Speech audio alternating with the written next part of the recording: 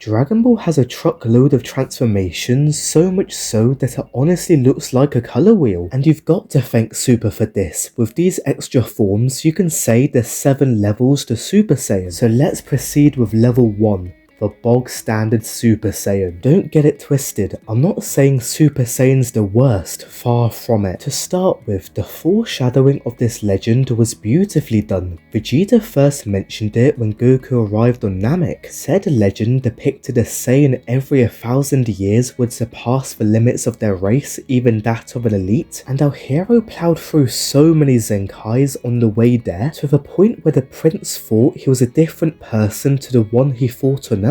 Even worse, the minute Jason Berta began jumping him, Vegeta flat out said Goku won before he could do anything. However, theories of Goku achieving the legend were thrown to the wayside when he chose to spare the Ginyu Force. The sentimentality disgusted Vegeta due to how easily he could have defeated Jace with his newfound power rather than letting him escape, and even Ginyu agreed when Goku was willing to let them leave Namek scot-free. This shocked the captain since it contradicts the rumours of the very legend who's meant to crave conflict and bloodshed, and that's when he comes to the conclusion that Goku can't have become one due to how pure-hearted he is. They couldn't have been more wrong when in one of the most emotional deaths, Krillin gets blown to smithereens by Frieza. Do we need to mention how hype Goku going Super Saiyan is? I'm a firm believer that if this moment came out today, it's breaking the internet full stop. This form didn't only change his hair but made Goku embrace his Saiyan nature instead of his earthling nurture. This is especially highlighted with his conversations with King Kai, where the Saiyan was thirsty for combat, even letting Frieza power up to 100% just so he could avenge Krillin's second death, assuming he can't be brought back to life. The North Kai thought he went bonkers, reminding Goku of his remaining friends and son, to which he replies they'll be fine and dandy. Furthermore, their next interaction cements this bloodthirst when Goku orders for the wish to be changed so that only he and Frieza stay behind on the imploding planet. Understanding his emotions, King Kai begs for his student to just go back home, but Goku full on exclaims if he dares to pull him out the fight before he can settle it, the Saiyan will never forgive the deity for as long as he lives. But Kai concedes, allowing him to satiate that Krillin avenging hunger, and I love this line of realization that the man he's talking to is no longer Goku, but what remains is the embodiment of rage and savagery, the Super Saiyan. I do miss this aspect of the legend. Nowadays the Saiyans with this form act the same whether it's on or not, and emotional triggers aren't required anymore, now only needing the perfect genetics or the tingles in the back. I'm not gonna hate, cause eventually you're gonna want to discover ways to turn Super Saiyan without the pain of loss all the time. Like, I'll ask you this, if you personally want to become one, would you rather lose a loved one or have an itchy spine? In a real life setting, you're picking the latter 10 times out of 10. Anyway, we'll move on to the next level, Super Saiyan 2. Unlike the first, less Saiyans in general have obtained this form, and as we all know, its most iconic user is easily Gohan in the Cell Saga. Overcoming his pacifism to do what's right, this was his answer to surpassing the Super Saiyan wall thanks to his chat with Android 16. I'd like to bring this up, but imagine instead if it was Eta who took this role. It would have been poetic for the android that befriended Goku to be the same one who guides his son on the path of justice, bumping an already sensational moment to an 11 out of 10 due to the prior attachment we have as readers to Eta. As for design, I'm a fan of the electric sparks around Gohan's aura and the spikier hair, but I will say the reason we see a significant difference between 1 and 2 is because Gohan's hair keeps the same style between base and 1, solely altering in hair dye. You could apply this to Cabba and Caulifla, all they get to differ from 1 is a bang and some zappy zaps. That's why I don't blame people for thinking Super Saiyans 1 and 2 are nearly identical. Anywho, this bloodthirst I discussed during level 1 reoccurs during Gohan's showcase of 2. The way he was manhandling the Cell Juniors, notably in the manga, cannot be understated. Unlike the anime, you're seeing brain matter and eyeballs spewing out them, and the fact he doesn't utter a single word during this demolition makes Gohan all the more scary. Also, everyone mentions the father-son Kamehameha, but what about the version he performs on his own? When Cell fires off one that could blow up the earth, Gohan stands there whispering the move of the turtle school before releasing it in a snap of a finger, which catches the android completely off guard, and after the smoke's cleared, he's left with no legs to stand on. Gohan saw that and said it's not enough to satisfy him, desiring to make Cell suffer more. But this lust for combat slightly different to his father's, where the hybrid's drunk on his new strength if anything. It kinda makes sense, cause unlike Goku, he's always been a few tiers below the villains throughout his lifetime, so for Gohan, being league superior to the opponent is a flavour of ecstasy he's never experienced before. You could apply King Kai's quote to Gohan as well, currently consumed in a quiet rage, contrasting his father on Namek. In the end, the hybrid does defeat Cell with the help of a dead Goku, and from here, Super Saiyan 2's unlock for emotions becomes a thing of the past. Except Cabba, who used the respect he has for Vegeta as fuel for becoming one against Universe 3's bad-mouthing Mona. As for the others, the form's achieved by simply training, but I do like how Super Saiyan 2 Gohan is the bar that everyone aims to surpass in the Buu saga. Speaking of which, I can jump to the level beyond its predecessor, Super Saiyan 3. Staying dead for 7 years allowed Goku to develop a form outclassing his sons in terms of sheer power, but the one drawback is that it drains energy drastically till the point of exhaustion. I'll give our hero some leeway, revival was never the plan if it weren't for the Buu situation, so it made sense he'd reach a new form best suited for his new home, the afterlife. Plus, how's Goku meant to know the living world causes Free's downsides to show? He never got the chance to train on Earth, so it's an understandable oversight. Anyway, Super Saiyan 3's debut is flawless, from Goku toggling through his prior forms to him screaming,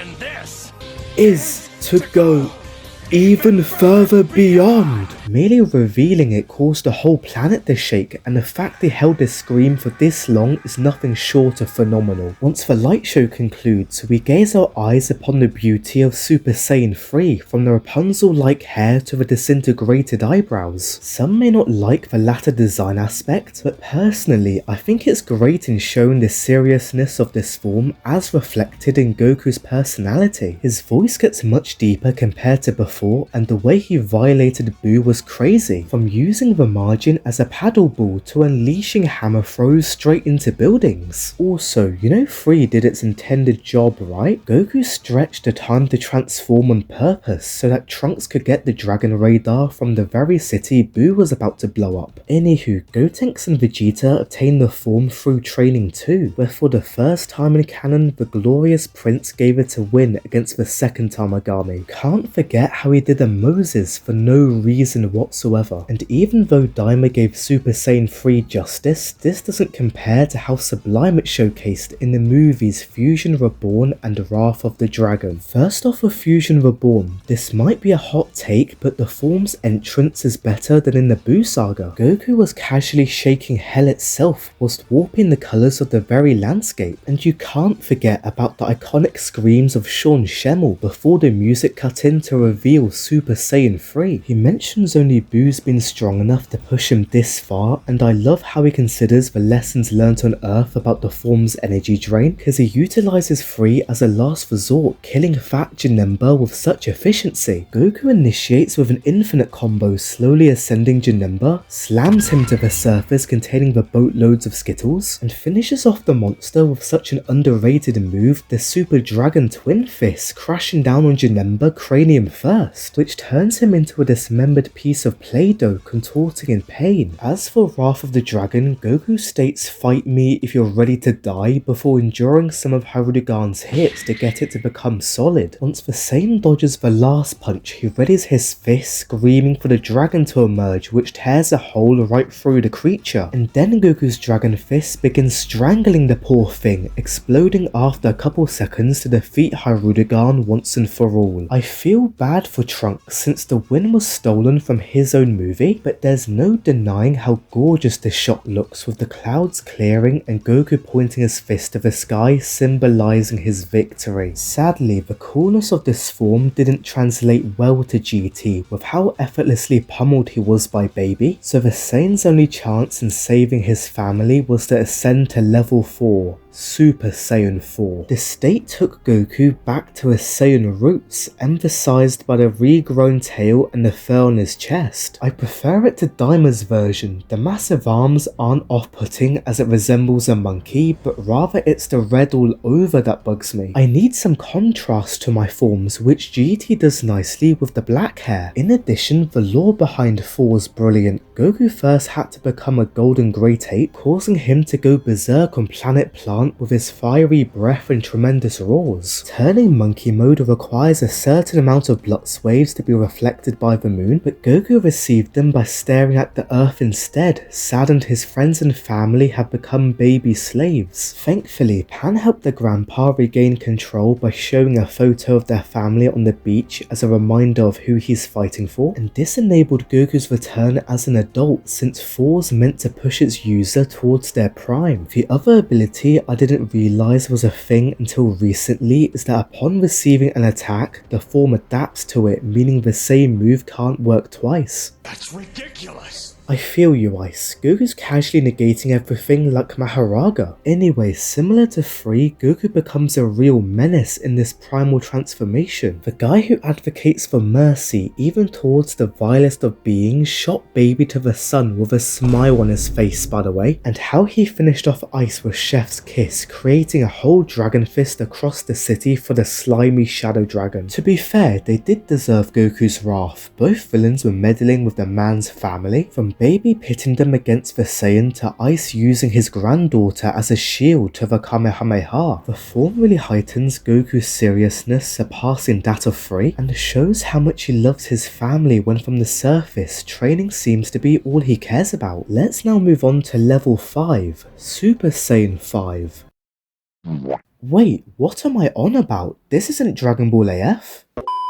Next up is level 5, Super Saiyan God. After 2 decades, we're introduced to a new realm of power rivaling that of the gods, and to achieve this, 5 righteous Saiyans must channel their ki into Goku. No one can tell me this form isn't deserved. Our hero's the reason 5 righteous Saiyans exist to begin with. Sparing Vegeta meant he could go through a character arc whilst having his own son, plus the 3 Saiyan hybrids in the Sun family. Interestingly, this god ritual also happened to Shala in the Legend story, most fitting for him because he's a descendant of the original Super Saiyan God Yamoshi. Members of the ritual differ quite a bit to Battle of Gods, where we have Cell Games Gohan, Future Trunks, Goku, Cabba, and Caulifla. Now, why is she of all people in the ritual? If you saw the last vid, I gave a fair reflection of her character, but no way can she be classified as a righteous Saiyan. The other 4 Saiyans fight to protect their worlds against dangerous threats, but Caulifla lives for her own self-interests as a gang leader. Even if we consider her kindness towards Kale, it still wouldn't amount to the righteous deeds that others have done. Back to the form, there's surprisingly a lot of depth to its design. God makes Goku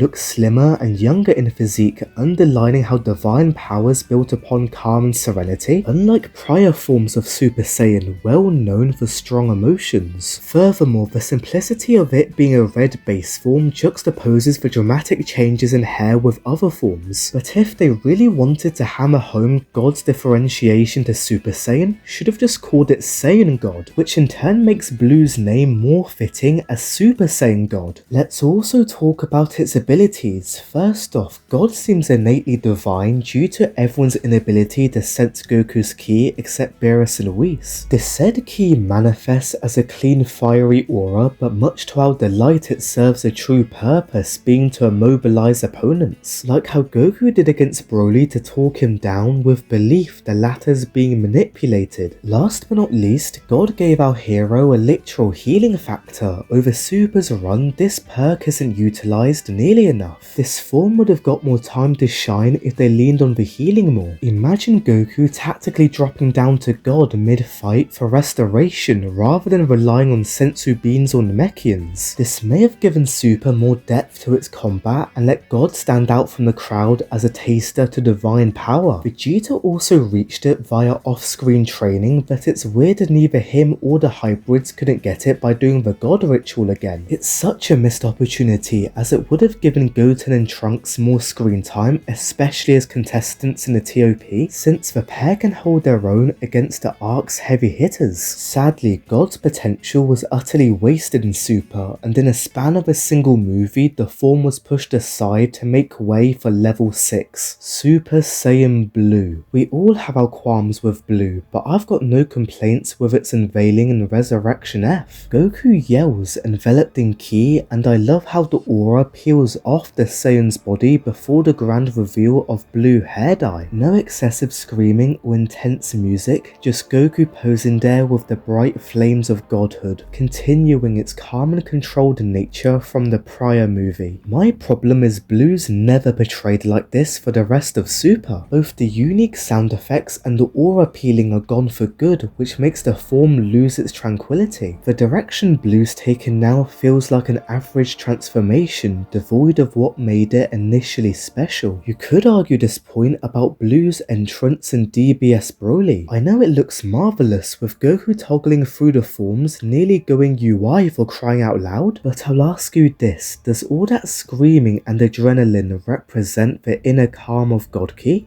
No.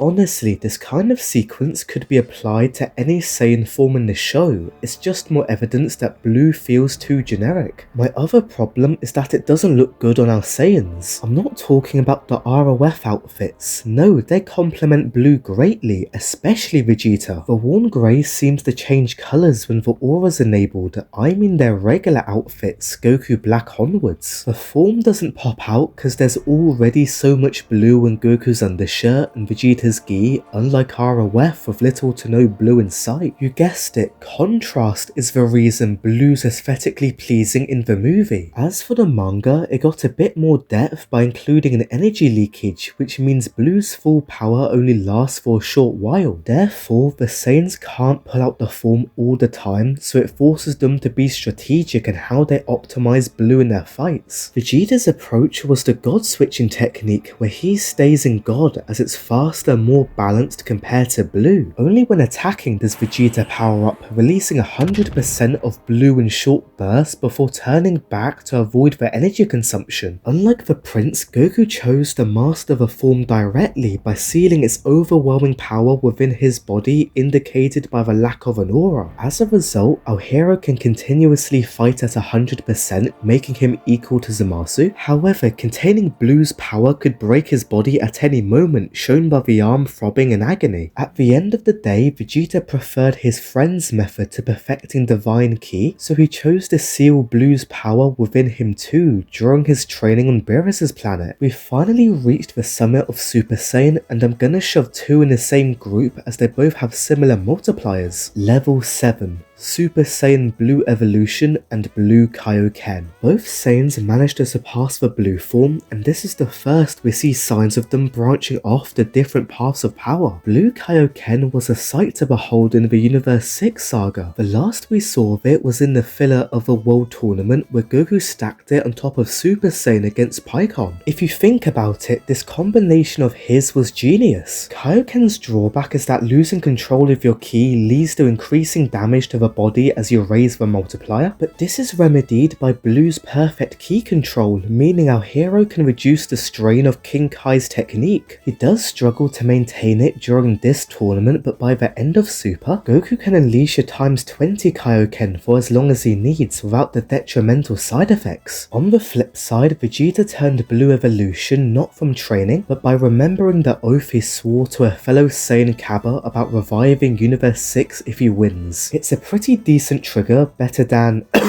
Vegeta's hissy fit over Goku surpassing him in the manga, but I wish he transformed during the Battle of Toppo, cause it would have rewarded the prince for obtaining a new power without tossing away his pride and ideals. As for design, the bulky muscles give the impression that evolution's the godly version of Super Vegeta, and I'm a big fan of the navy hair. However, the aura's downright hideous to look at. Why on earth is it so bright? My eyes can't handle the numerous sparkles flying around him. But also, how does Vegeta even see behind the aura? Was the plan to blind Jiren so he falls off the arena? We have the solar flare for that. There we have it, that's the 7 levels of Super Saiyan. As you can tell, Goku has a majority of these forms, but you know what he also has? Cold pull-ups, which you'll fawn over by clicking here.